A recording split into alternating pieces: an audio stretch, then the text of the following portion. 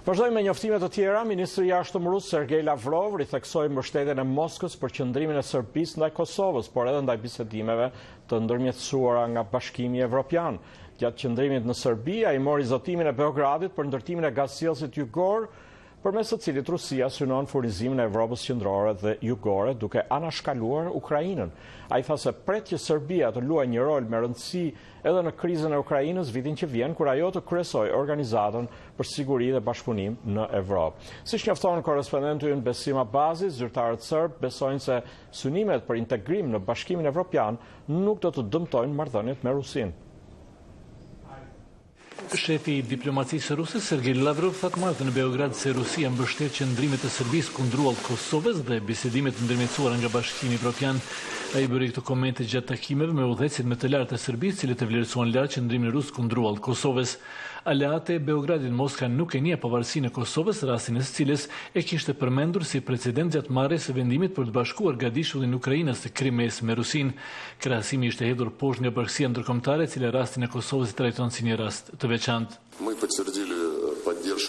E konfirmuam mbështetjen për qëndrimin e Serbisë për Kosovën, si dhe bisedimet lidhur me Kosovën që po zhvillohen në Bruksel, tha ministri Lavrov, ndërsa shefi i diplomacisë serbe Ivica Dačić e vlerësoi lart mbështetjen e Moskës për qasjen e Serbisë ndaj problemeve në Kosovë. Da nije podrške Rusije. Po të mos ishte mbështetje e Rusisë dhe disa vende të tjera, por pas së gjithashtu Rusisë dhe Kinës janë anëtarë të përhershme të Këshillit të Sigurimit të Kombeve të Bashkuara, Serbia do të ishte sot në pozicion pothuajse të humbur kur bëhet fjalë për Kosovën, tha ministri serb, duke u zotuar për realizimin e të gjitha projekteve ekonomike të filluara me Rusinë, përfshirë edhe ndërtimin e gasjellësit jugor, ndërtimi i cilit është pezulluar nga Bullgaria në pritje të siçështën vlerësimit nëse ndërtimi i tij është në pajtim me ligjet e Bashkimit Evropian.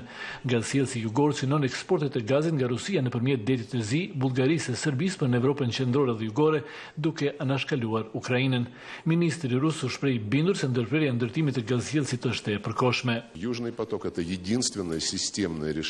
Gasjellësi jugor është zgjidhja e vetme për furnizimin me gaz të Evropës juglindore, tha ministri rus, i cili mori zotimin e ministrit serb për fillimin e ndërtimit të pjesës serbe të gasjellësit në korrik të këtij viti.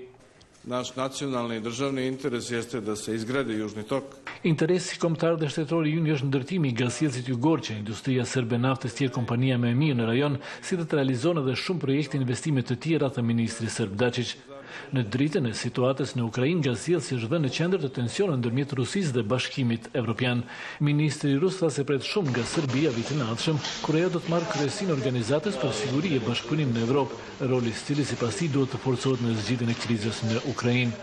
Zyrtarët serbë thanë se synimet e tyre për anëtarësim në Bashkimin Evropian nuk do të dëmtojnë marrëdhëniet me Rusinë. Por vëzhguesit në Serbi thonë ndërkohë se Beogradi megjithatë nuk mund të jetë partner i besueshëm i Brukselit dhe mbështetës i politikës së jashtme të Bashkimit Evropian, pa shqyrtuar me kujdes marrëdhëniet dypalshme me Rusinë. Për Zërin e Amerikës, Besim Abazi, Prishtinë.